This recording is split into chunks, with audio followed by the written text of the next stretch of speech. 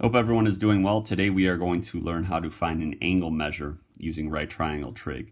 In the past you have had equations that look like this, possibly, like the sine of 47 degrees equals a over 5, where you're trying to find a side length. Okay, today the unknown will be this angle measure.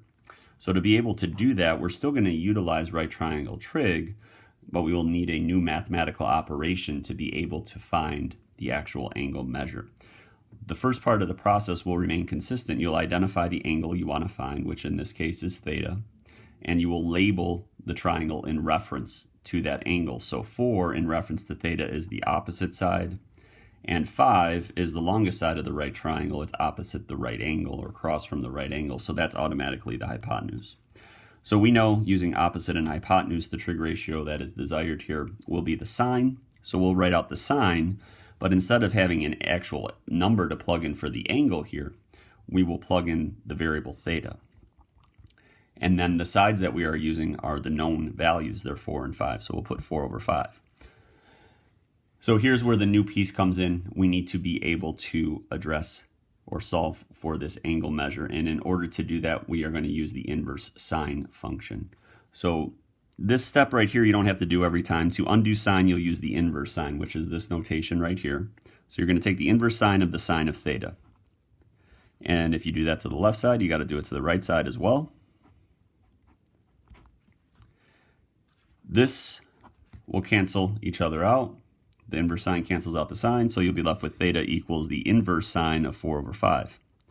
To input this on your calculator, it's pretty simple. All you're going to do is first make sure if you go to mode, so again press mode, and then from there you will go to make sure you're in degree measure. All right, most of you should be there if you did the problems yesterday correctly. And then all we have to do, instead of hitting sine of 4 over 5, you're just going to hit second and then sine of 4 divided by 5, and that gives you your answer. So our answer in this case, we're in degree mode, that would be 53.13 degrees. All right, round to whatever is needed in accordance with your problem. Another way you can see this, instead of having theta to solve for, is maybe this just says find the measure of angle y. Okay, so y is here. That's the angle that you'll utilize for reference. So in reference to angle y, 8 is opposite, 10 is the adjacent. So the trig ratio that we will utilize is tangent. So we will say the tangent of angle y. Angles are always capital letters. Side lengths tend to be lowercase letters, so angles, capital letters. So the tangent of y would be equal to 8 over 10. And again, to undo tangent, we're going to take the inverse tangent of both sides. Now, you don't have to show this step each time. I just wanted to show that we were actually taking the inverse of both sides to keep the integrity of the equation intact. But here you can just kind of fast forward and say, yeah, I'm going to take the inverse tangent of both sides. It'll cancel the tangent out on the left, leaving me with just this. And again, we can run to our calculator.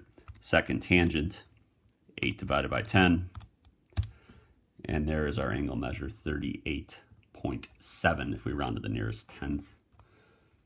And that is all.